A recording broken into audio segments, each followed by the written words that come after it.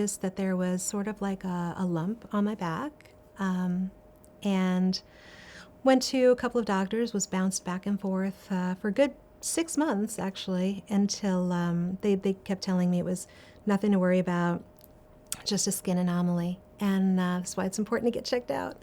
Finally, my husband said, you know what, I don't like the way this looks. We're leaving to go on tour in April, and I think you should really get this, I want to come with you. I think they need to biopsy this. And so I went with my husband. I said, the doctors keep saying it's fine, it's fine, it's fine. And he came with me, and he said to the doctor, we want this to be looked at deeply. And the doctor said, no, it's okay. And my husband is not good at people telling him to do anything. So thank goodness, he really stood up and said, no, this is really, I think we need to get this done.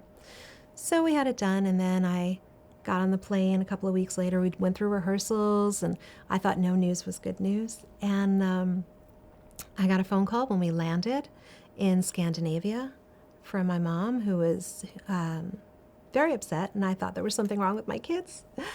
She said, when you get to the hotel, if you could just FaceTime me. And so I was very nervous the whole way, and when I FaceTimed her, she told me that the doctor had called and that it was cancer. And I had just lost my dad a few months prior to that, so it was terrifying. I said, what do I do? I can fly back home right now. They said, you don't have to fly home, but you do need to get this taken out immediately. Right after one of the Rainbow shows, Richie and I flew to Nuremberg, and we met with a surgeon. And he did surgery on my back. And when he looked at the results, he said, well, I was able to clear the margins on the side, but not underneath. So I don't want to cut into the muscle. We're going to let that heal, and then you have to recut in 4 to 6 weeks. And all this is going on while I'm on tour. And he's saying, don't move around too much. And I'm thinking, I'm doing backup singing in Rainbow right now. I've got to clap my hands and get people involved. And, meanwhile, I couldn't even sleep on my back because I had to heal, and they were packing me with ice all the time. It was a lot. It was a lot to deal with. So my body's been through a lot. I stay on top of everything. I think everybody should, obviously.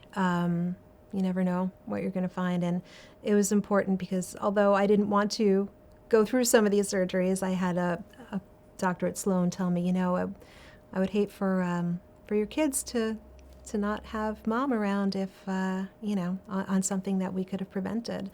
I didn't even tell anybody about this situation for a good 2 years. I kept it all to myself, just kind of disappeared and licked my wounds and healed myself, and wrote songs, and discovered sea glass and how important that is to be tumbled and be shattered and to return stronger than ever, hopefully as a treasure. Yeah.